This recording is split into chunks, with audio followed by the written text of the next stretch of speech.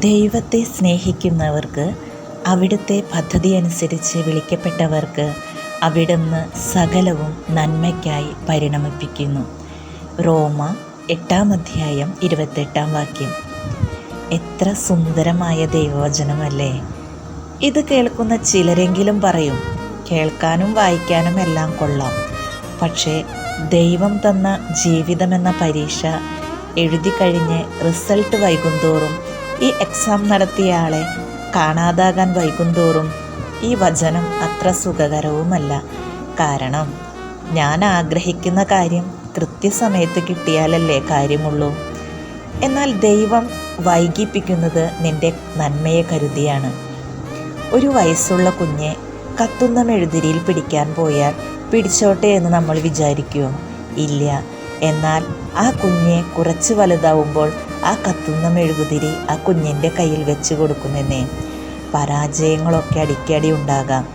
ഒരു തൂവൽ കൊഴിഞ്ഞു എന്ന് കരുതി ഒരു പക്ഷിയും പിന്നീട് പറക്കാതിരുന്നിട്ടില്ല. പരാജയത്തിൻ്റെ പേര് പറഞ്ഞ് തളർത്തുന്നവരുണ്ടാകാം. ഒരിക്കൽ താഴ്ന്നു പറന്നിരുന്ന ഒരു പരുന്തിനെ ഒരു കാക്ക അതിൻ്റെ തലയിൽ കൊത്തി. പരുന്ത് പ്രതികരിച്ചില്ല. കാക്കയ്ക്ക് രസം കൂടി. പരുന്ത് ഉയരത്തിലേക്ക് പതുക്കെ പറക്കാൻ തുടങ്ങി. കാക്കയും ഒപ്പം കൂടി. നല്ല ഉയരത്തിലേക്ക് പറന്നു തുടങ്ങിയപ്പോൾ കാക്കയ്ക്ക് താപനിലയിലെ വ്യത്യാസവും ശ്വസിക്കാൻ വയ്യാതെ കാക്ക നിലം പതിച്ചു. അതിനാൽ നിന്നെ കളിയാക്കുന്നവരെ നീ ഭയപ്പെടേണ്ട. കാരണം നിന്നെ ശക്തനാക്കുന്നവൻ നിന്റെ ദൈവമാണ്. ഒരു ചെറിയ കഥയാവാലേ. ഒരാൾ ഒരു ബോട്ടിൽ യാത്ര ചെയ്യുകയായിരുന്നു. കടലിലുണ്ടായ വലിയ കാറ്റിൽപ്പെട്ട് ബോട്ട് തകർന്നു. അയാൾ ഒരു ദ്വീപിലെത്തി. അവിടെ കിട്ടിയ കായ്കനികൾ ഭക്ഷിച്ച് അയാൾ വിഷമത്തോടെ ദൈവത്തെ കുറെ കുറ്റപ്പെടുത്തി. തണുപ്പ് സഹിക്കാനാകില്ല, ഒരു ചെറിയ കുടിൽ കെട്ടി. അത്രയും തണുപ്പാണ്.